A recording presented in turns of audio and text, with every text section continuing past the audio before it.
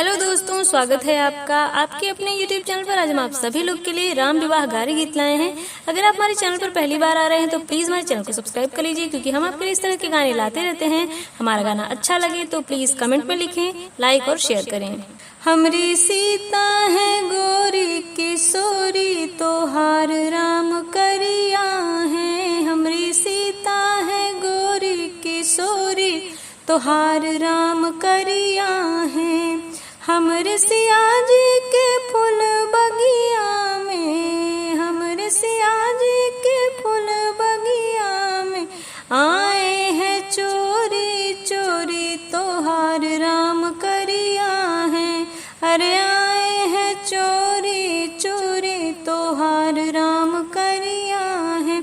हमरी सीता है गोरी किशोरी, तोहार राम करिया है।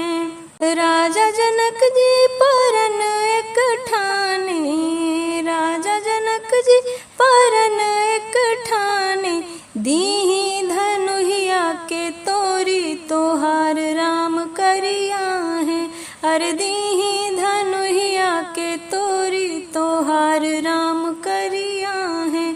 हमरी सीता है गोरी किशोरी, तोहार राम करिया है।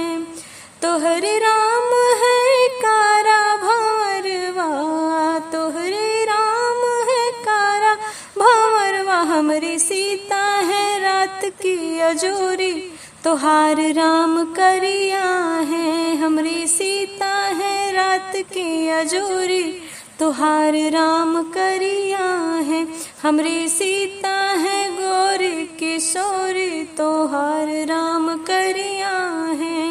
हंसी हंसी बोले जनकपुर की सखियाँ, हंसी हंसी बोले जनकपुर की सखियाँ, फिर आयो है राम जी बहोरी, तोहार राम करिया है।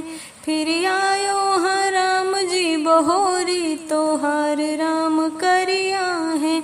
हमरी सीता है गोरी किशोरी, तोहार राम करिया है।